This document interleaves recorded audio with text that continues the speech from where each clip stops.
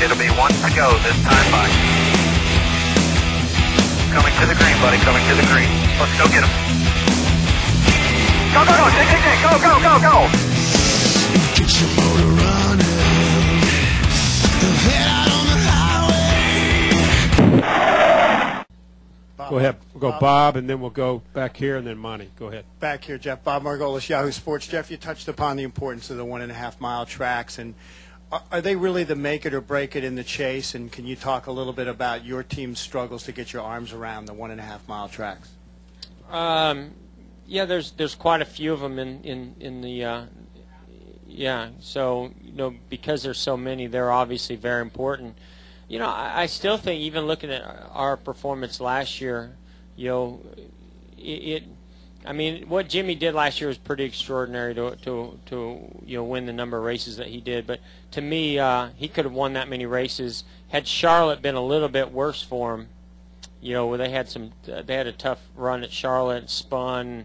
He didn't, he kind of brushed the wall. But that could have been a much worse finish, and that might have taken him out. So to me, it's about not having the big problem, more so than going and winning, 4 or 5 races. So I think that while the mile and a halves are very important performance-wise, it's how you come out of Talladega and the short tracks unscathed that I think can win you the championship.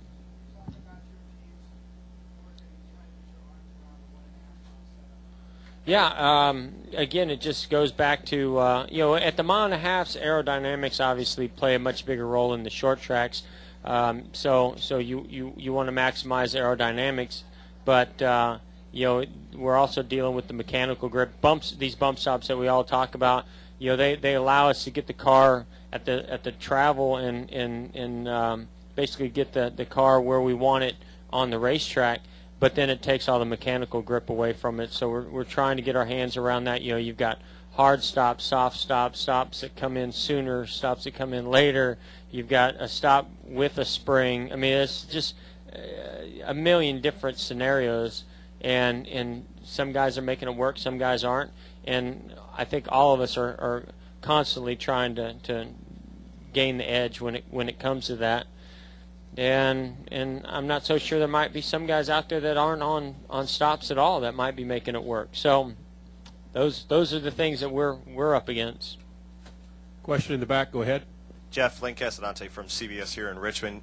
How tough is this on you guys and the teams to have to wait out uncertain weather conditions like this? And is there any merit in this particular situation to just calling it early and going on Sunday when you'd be much more certain of what conditions you'd be running under? Well, I think we're here. We want to race. We want to race on a dry track, under the lights, give the fans what they came here for. And it's it's just kind of the way we were already. Our mindset is in the schedule, but obviously it's got to be safe conditions for everybody. I mean, it depend on wind speed and all those variables that are in there that come along with a hurricane. I mean, you got to go with safety first, and I'm sure that's what's going to make the decision. I think if it's just rain, then I think they'll wait it out and see if it'll clear and try to get this race in tomorrow night. But if it's rain and wind, then I would imagine they're going to try to lean on making the decision much early, and that's what I would guess. Monty, and then we'll go Ed, and then David and Jim. Jeff, you keep talking about how the overwhelming disadvantage of the bonus points. Now, I don't really get that. What I mean is, I know that 80 points seems like a lot, but it's basically 15 positions. Well, that's tough in one race, but 15 positions in 10 races. And then you say, well, the way they're running, but the last 10 races, they've won 7 of them, and you add Jimmy in, they've won 9 of the last 10 races. Well, if they keep doing like that, it wouldn't matter if you were 80 points ahead. They would win. So it just seems like to me that compared to the 680 you are behind right now, that 80 points over 10 races is not a crushing blow because you're going to have to pick up your performance anyway. You're absolutely right. We've got to pick up our performance. I didn't say it's impossible. I just said it makes it tougher.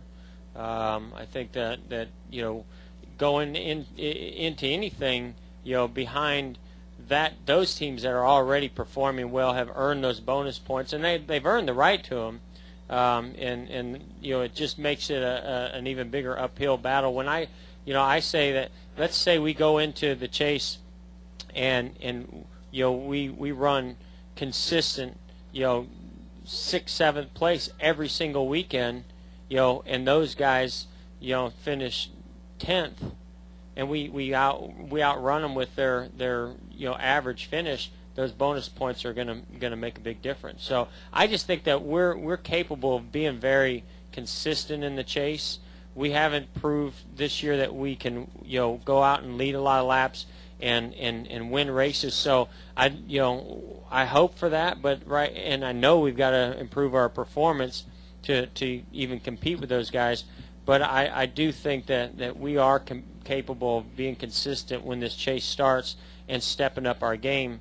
And in order to beat those guys as good as they've been, as well as the bonus points, we got to step it up to a whole nother level that we certainly haven't shown all year long. And while I'm optimistic, I'll be shocked if we are even able to do that. But that's all I was saying. We'll go Ed, Jim, David. Go ahead. Jeff, I think you've been saying since just about the first test of the car of tomorrow at Bristol, you were pleading for, said NASCAR needs to work with us on this thing and work with us and let us get it where we can drive it. And now you got people like Chad Canal saying that it's rapidly becoming a spec series. We've been doing some fan samplings. They're just absolutely beside themselves, upset with the car of tomorrow. Do you think natural law is going to make it to where is NASCAR eventually going to have to work with you guys so that everybody can get the cars drivable for you? You got to ask them about that.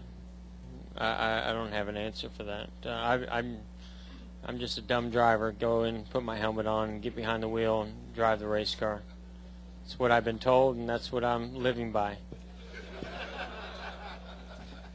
Jim.